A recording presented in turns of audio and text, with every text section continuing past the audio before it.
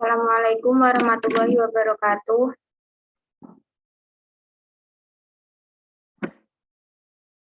Kami dari kelompok 11 akan mempresentasikan materi kami yang berjudul Financial Leverage.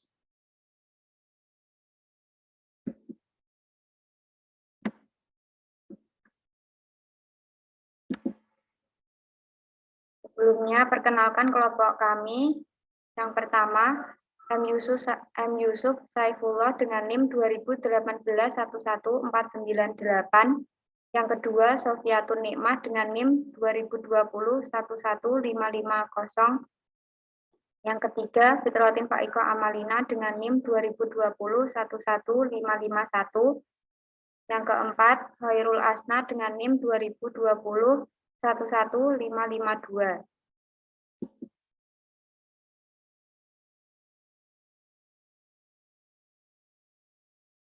Selanjutnya pembacaan materi yang akan dibacakan oleh saya sendiri. Financial leverage. Financial leverage adalah penggunaan uang pinjaman atau hutang untuk membiayai pembelian aset dengan harapan pendapatan atau capital gain dari aset baru akan melebihi biaya pinjaman.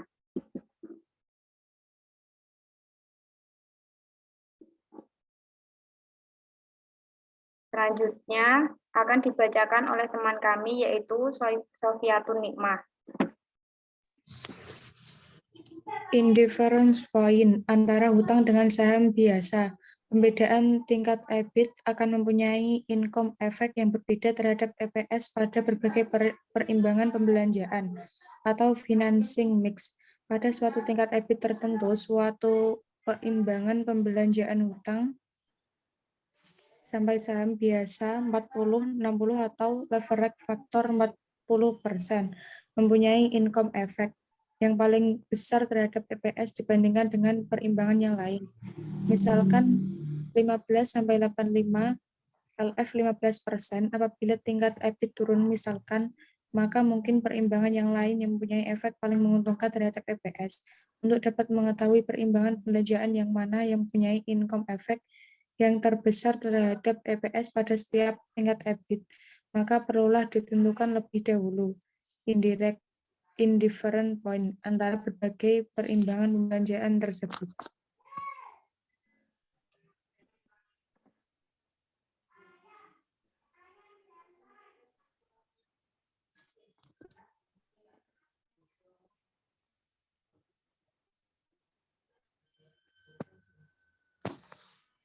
Apabila sebelumnya perusahaan tersebut belum mempunyai obligasi, maka besarnya indifferent point tersebut dapat dihitung secara langsung dengan menggunakan rumus aljabar sebagai berikut. Saham biasa versus obligasi. Rumus indifferent point. Indifferent point saham vs obligasi sama dengan X 1 dikurangi T dibagi S1 sama dengan X dikurangi C 1 dikurangi T dibagi S2. Penjelasannya, X sama dengan EBIT pada indifferent point, C jumlah bunga obligasi yang dinyatakan dalam rupiah, T tingkat pajak perseroan, S1 jumlah lembar saham biasa yang beredar kalau hanya menjual saham biasa. S2, jumlah lembar saham biasa yang beredar kalau menjual saham biasa dan obligasi secara bersama-sama.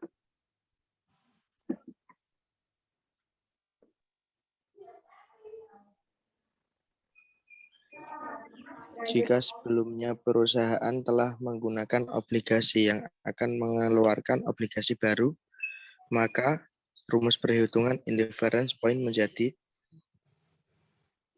X dikurangi C1, 1T dibagi S1 sama dengan X dikurangi C2, 1T dibagi S2. Penjelasannya, X EBIT pada indifferent point, C1 bunga obligasi lama, C2 bunga beban lama dan baru, S1. Jumlah lembar saham biasa yang beredar kalau tambahan dana dipenuhi dengan hanya menjual saham biasa. S2. Jumlah lembar saham biasa yang beredar kalau tambahan dana dipenuhi dengan hanya mengeluarkan obligasi baru atau mengeluarkan obligasi bersama-sama dengan saham biasa baru.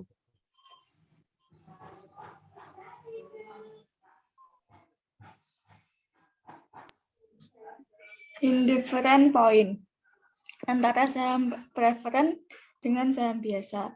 Pada prinsipnya, cara perhitungan indifferent point saham preferen, saham biasa, sama dengan perhitungan indifferent point hutang saham biasa. Hanya ada saham preferen perlu ada penyesuaian atau adjustment. Adjustment perlu diadakan karena bunga hutang merupakan tax deductible expense, yang berarti mengurangi pendapatan yang dikenakan pajak, taxable income. Sedangkan dividen saham preferen bukan merupakan tax deductible expense, bunga dikurangi dari EBIT. Sedangkan dividen saham preferen diambil dari EIT. Tingkat bunga hitung atas dasar sebelum pajak, before tax basic, sedangkan dividen saham preferen atas dasar sesudah pajak atau after tax basic. Berhubung dengan itu, maka perlu diadakan adjustment untuk menjadikan dividen saham preference menjadi atas dasar sebelum pajak, seperti halnya bunga hutang.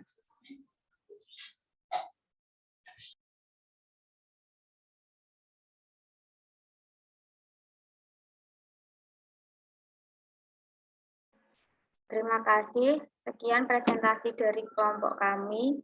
Jika ada salah kata, mohon dimaklumi. Jika ada pertanyaan, bisa ditanyakan di diskusi perkuliahan minggu depan. Terima kasih.